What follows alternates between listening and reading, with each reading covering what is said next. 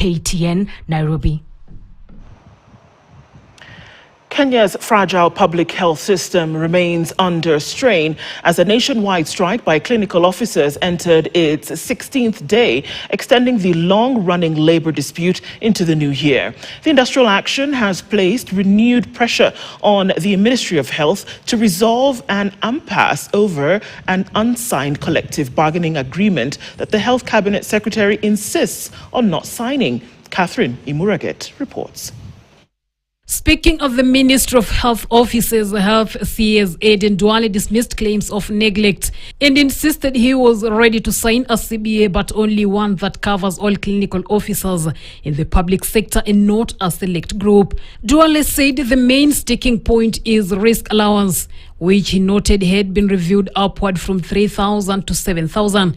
He argued that referral hospitals and counties, which employ the bulk of clinical officers, must be part of the agreement. So dialogue is how I run this ministry. But we cannot run the health sector through populist. Those leaders, they want me to sign for 150 against 8,000 of their members in the public health facility. Why can they argue for the 8,000 and we resolve the 8,000 together than forcing 150 people?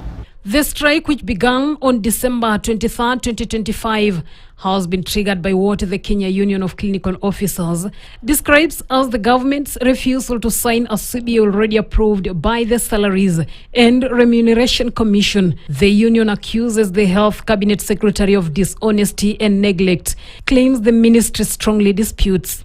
He alleges that giving clinical officers a CBA is going to discriminate others. But I want to ask him, when he was giving the doctors, when he was giving the nurses, why wasn't it a concern about discrimination then? On Wednesday, KUKO members marched through Nairobi's Central Business District, moving from Green Park Terminus to Afya House before proceeding to the Council of Governors' offices, carrying placards and chanting slogans. The clinical officers say demands first raised in 2025 had been pushed into 2026 without resolution. At the center of the dispute is a CBA that KUKO says has taken more than 8 years to negotiate, alongside demands for payment of 19 months, salary arrears, and implementation of SRC-approved salary structures across counties. The country is misusing our interns. The interns are still working. We have no people that are supervising us in the hospitals. Yet you want us to be still working in the hospital up to even 30-hour shift.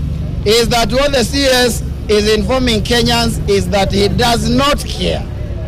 Whether Kenyans are being dying for 15 days, he does not care. In 2024, a 120-day strike ended after another court-supervised return-to-work agreement, which included commitments to recruit more clinical officers and improve working conditions. KUKO says that these commitments remain largely unimplemented. Catherine Imuraget, KTN, Nairobi.